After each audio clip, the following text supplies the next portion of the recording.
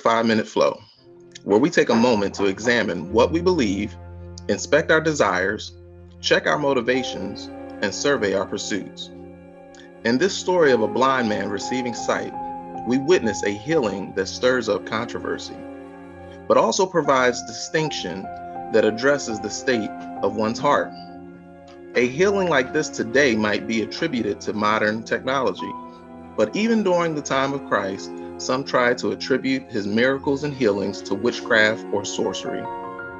The blind man in this story emphatically rebukes this claim. Let us reflect on this story and see how we can learn from all parties involved. Despite being born blind, the disciples of Christ questioned if it were the sins of the man or his parents that caused his blindness. Christ informs them that it was the cause of neither, but so that the works of God could be made manifest. Christ further confesses that he must work the works of God who sent him while it is still day.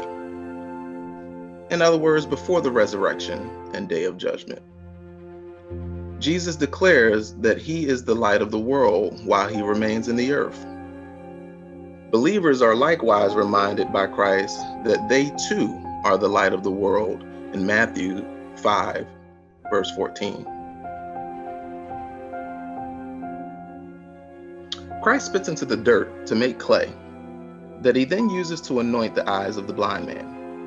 Has God used an unusual method to bring about your healing or deliverance in a particular area of your life, especially an area in your life you've remained blinded by?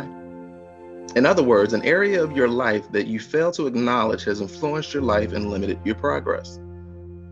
Christ instructs the man to then go wash in the pool of Siloam. The man obeyed the instruction given to him and is said to have returned seeing. Where has God sent you to be cleansed? Why have you disobeyed his instruction? Were you concerned about questions that might be asked or those you might encounter in the process?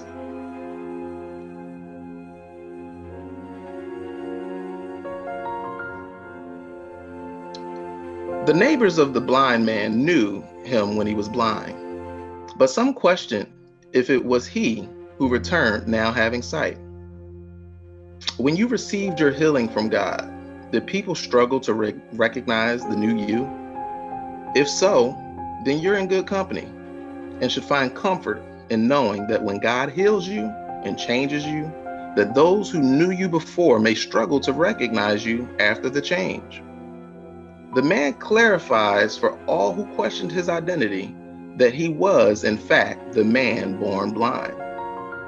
The man then proceeds to answer them as to how he received his sight at the hands and instruction of Jesus. He also acknowledged his obedience to the instruction of Christ.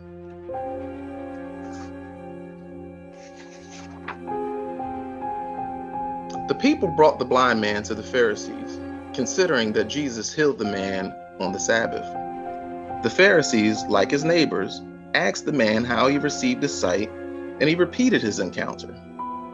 Some of the Pharisees called Jesus a sinner for this act because they accused him of not keeping the Sabbath. Others questioned how a sinner could perform such miracles as this healing. In their divided state, they looked to the blind man for clarity about Jesus. The blind man calls Jesus a prophet, and the Pharisees in turn call his parents to confirm that the man was ever blind. The Pharisees also asked the parents how he received his sight. His parents, who I suspect had heard the story from their son, or at least from their neighbors, out of fear of persecution and being kicked out of the synagogue, pointed the Pharisees back to their son to receive the details of his healing. The blind man, upon being asked to repeat his story, acknowledges being a disciple of Jesus and asks the Pharisees if they sought also to be a disciple of Jesus. They ridiculed the man and declared that they were disciples of Moses, who they believed God spoke to, but they questioned that to be true of Jesus. The man defends his faith by declaring that God does not hear sinners, but only those who do the will of God. Therefore, Jesus could not be a sinner and have healed him.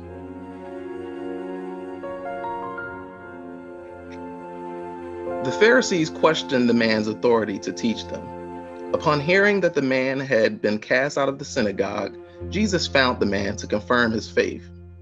Jesus asks the man if he believes on the Son of God and affirms his identity to the man as the Son of God. The man believed and worshiped Jesus. Jesus says that he has come for judgment.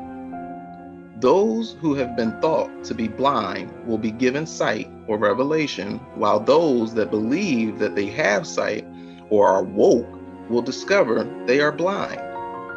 Some of the Pharisees who overheard the man's second encounter with Jesus asked Jesus if they were also blind. Jesus informs them that their commitment to viewing themselves as having sight serves as a declaration of not needing healing or deliverance. They failed to acknowledge their blindness by simply asking if they were blind. Thank you for joining us for your 5-minute flow.